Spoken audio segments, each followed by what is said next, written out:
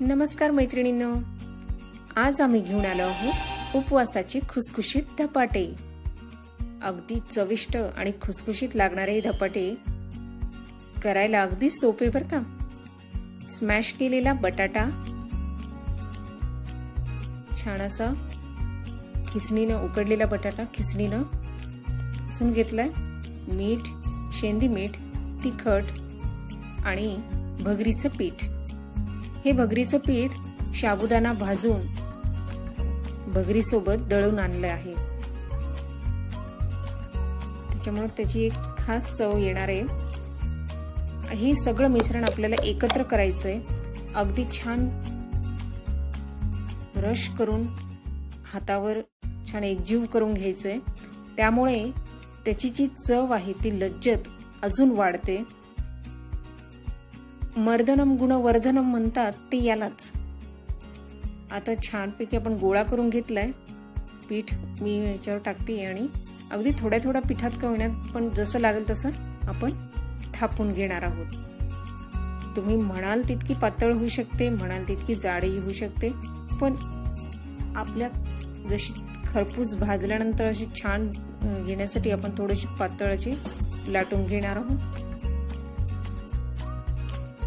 हाताने केलं तर उत्तमच आहे। आणि वरचे वर आपल्याला हे तिंबून घ्यायचंय। खालची बाजू टाकलेली होती ती आता वरती घेतीये।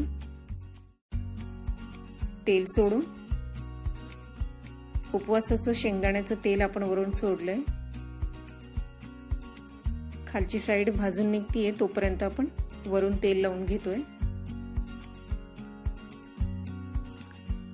हे सगळं करत असताना एक गोष्ट नेहमी लक्षात ठेवायची की आपण जे तिंबून घेतलंय त्याला एकदमच पाणी नाही लावायचं। जेवढा आपल्याला उंडा घ्यायचा आहे धपाट्यासाठी तेवढंच घ्यायचं, थोडंसं पाणी लावायचं आणि धपाटं करायचं आणि मग पुढच्या वेळेस पुन्हा तिंबून घ्यायचं। जसं लागेल तसं आपल्याला पीठ घ्यायचंय, कारण एकदम आपण पाण्यात तिंबलो कणकीसारखं ते जमत नाही, पाणी सुटायला होतं आणि मग धपाटेही होत नाहीत आणि लाटायलाही तर अवघडच जातं। त्याच्यापेक्षा जसे आपल्याला लागतील त्या पद्धतीने आपण ते करून घेणार आहोत। दोन्ही बाजूला आपण तेल लावून घेतले छानपैकी आणि छान खरपूस असं भाजून घेऊया,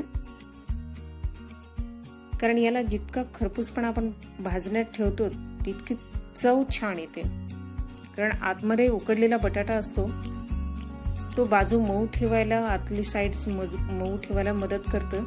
आणि आपण जे तिखट मीठच टाकलंय पण तुम्ही खाऊन बघितलं तर इतकी चव छान येते, उपवास कंटाळवाना अजिबात होत नाही।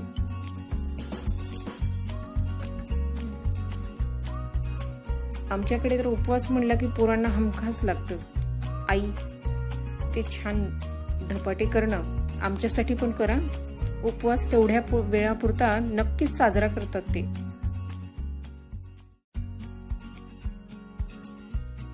चला, आपले धपाटे इज रेडी।